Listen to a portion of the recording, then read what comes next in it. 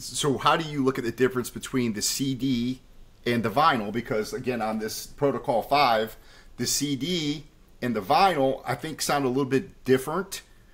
And one of them is mastered for. Can you talk about that? Because not everybody, I believe, not everybody masters a separate master for vinyl and for CD.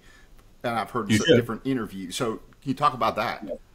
Okay, well that's you see, this is a thing. This is the lack of experience of making or mixing for vinyl. Now, we used to have very strict rules about mixing because of vinyl.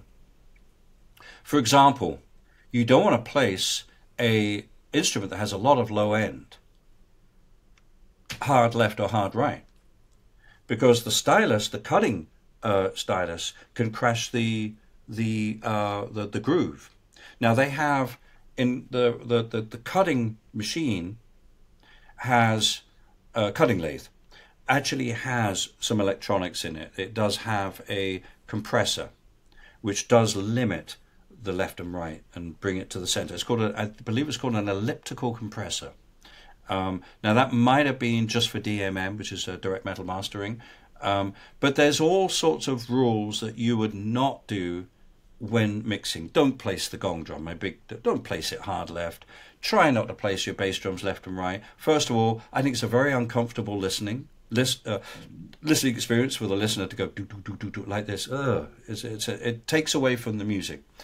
I used to record both bass drums onto one track, no problem, and it also made sure that there were no mishaps, like erasing the left kick drum because you need a tambourine track. That's happened before, because the kick drum wasn't playing until one little fill where it went diddle-din, and it's gone because there was a tambourine.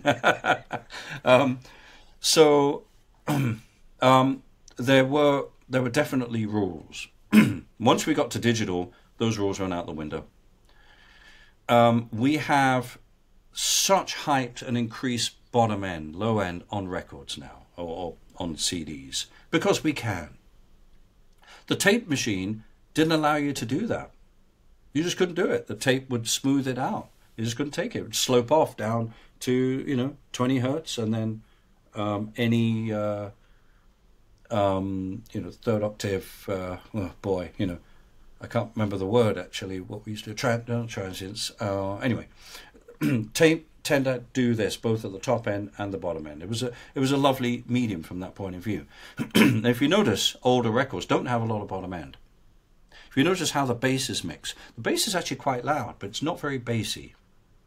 I remember one record I played on, Bill Halverson was the engineer. He was a Wally Hyder engineer from Los Angeles. It was a Jack Bruce album called House Tricks. He put an SM57 on each of my bass drums. Now in England, that's not considered a bass drum mic because it doesn't have a lot of low end. Right. He felt that was perfectly adequate for a bass drum sound. And if you listen to the record, I mean, it sounds fine. Everybody does their own thing. Here's the problem. You've done a mix in Pro Tools or Logic or whatever medium, and you have your 2-track master, which hopefully is at 96K, and then you send it to mastering.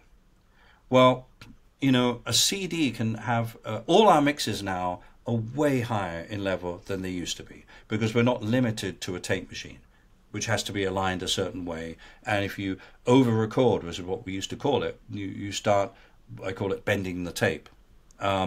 You start getting, oh gosh, I can't think of the word. It's distortion, basically. Right. So you had to keep within these parameters, gain structure.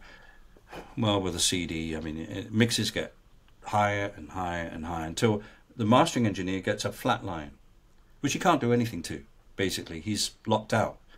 So I always give him enough room. I do a mix, which when I send it to the artist, sounds like a record, because if it's too low, then they complain, compared to all my other CDs, I go, yeah, but it's not mastered yet, okay? Two different things. As a mixer, you want good level, but you want the mastering engineer to have some room to work. And let him do the final leveling out of each track. So that's the first thing you have to explain to an artist that doesn't understand that, you know. Secondly, when you're mastering for CD, you can use all this bottom end as long as it sounds good, as long as it's not, you know, too much.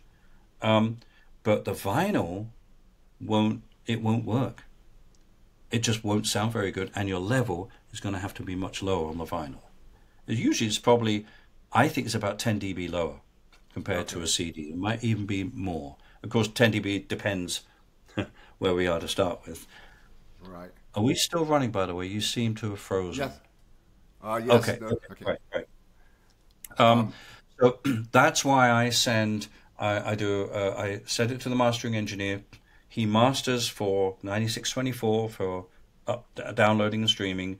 He masters to CD quality, 44.1, 16-bit, and then he'll do a vinyl master. And the vinyl master has to be one continuous piece of, so I'm still doing tape, audio file for each side.